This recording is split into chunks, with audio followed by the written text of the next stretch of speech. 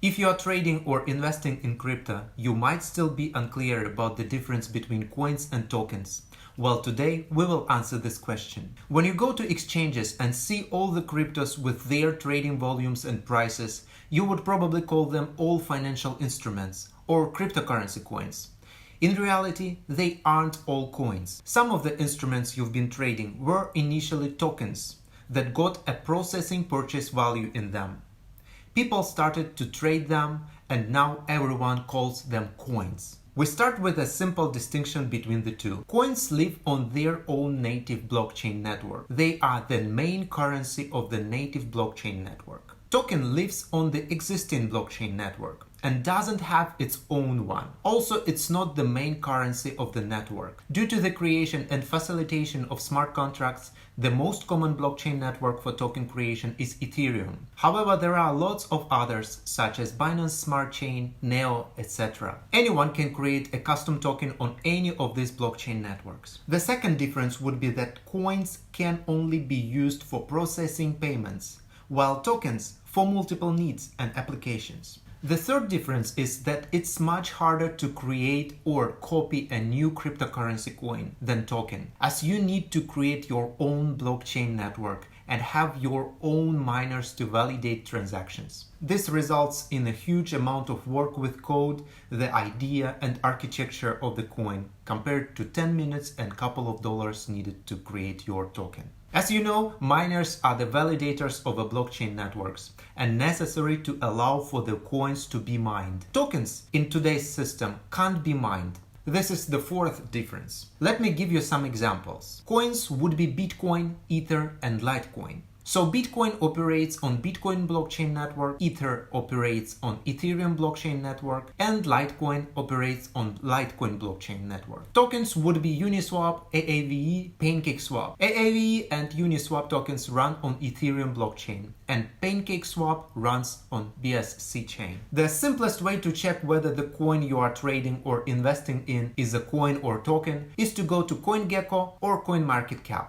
When you search for your instrument, you would be redirected to the details page where you can find all the associated tags. For example, if we search for Cosmos Atom Project, it would tell us that this is a cryptocurrency coin, and when you are on the Axie Infinity, it will tell us this is a token. On CoinGecko.com, it usually shows on the right side in the tabs section. And on CoinMarketCap, it will be shown on the left side of the page right near to the name of the instrument. From the tags section, you can find a lot of useful info about the project and idea behind it. Another big difference between coins and tokens is that in traditional proof of work mechanism, initial cryptocurrency coins are usually distributed through mining to miners who validate the transactions. Tokens, on the other hand, are usually distributed through ICOs.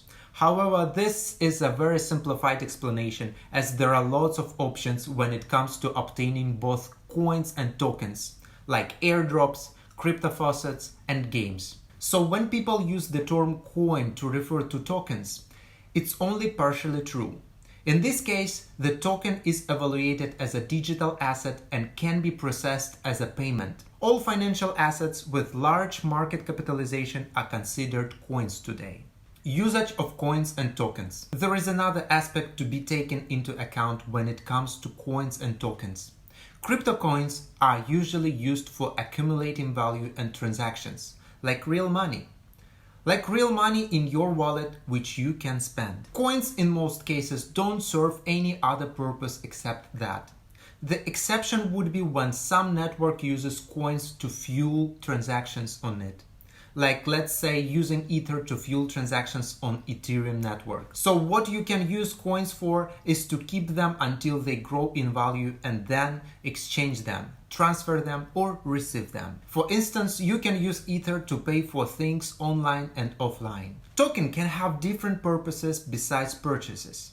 Working as smart contracts or decentralized applications, they are basically self-executed codes on blockchain.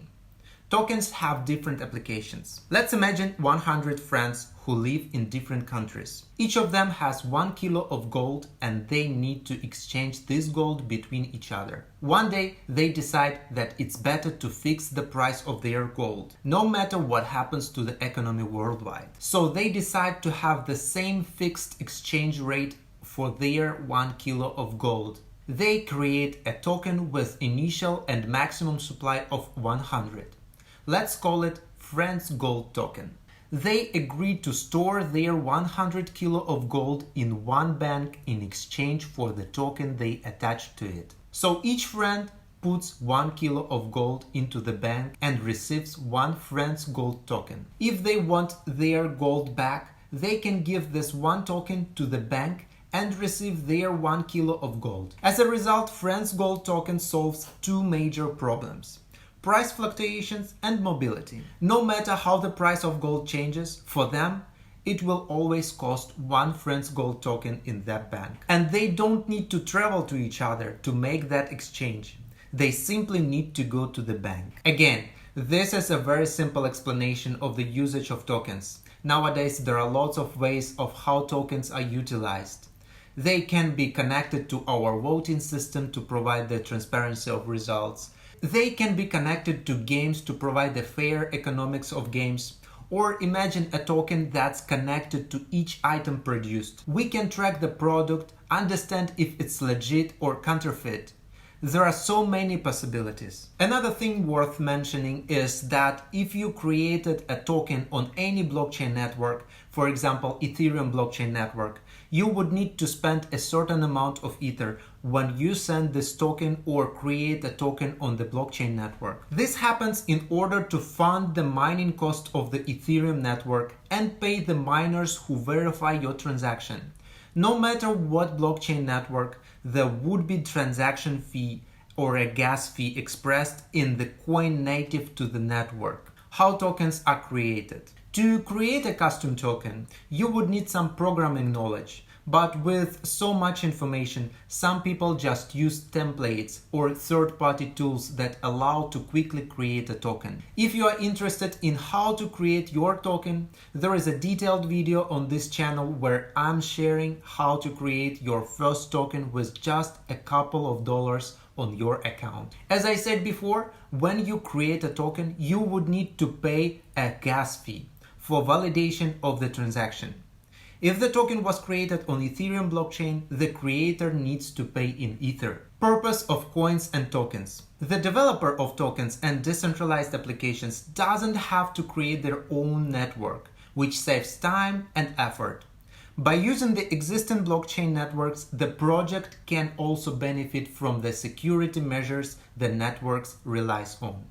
Besides, having your own blockchain network means having your own miners in order to validate the network. Obviously, the more people use tokens, the more transactions the blockchain network generates, the more miners come to validate the network, and the more secure the network becomes.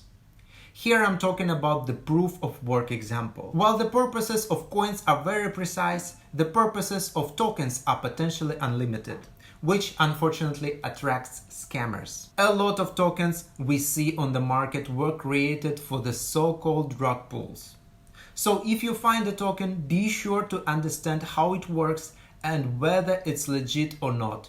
If you're unsure how, we have a separate video on this channel that explains how to find high quality coins and how to protect yourself against scam coins. This was our video for today. If you have any questions, leave them in the comment section below. I'm Vlad. See you in the next episode.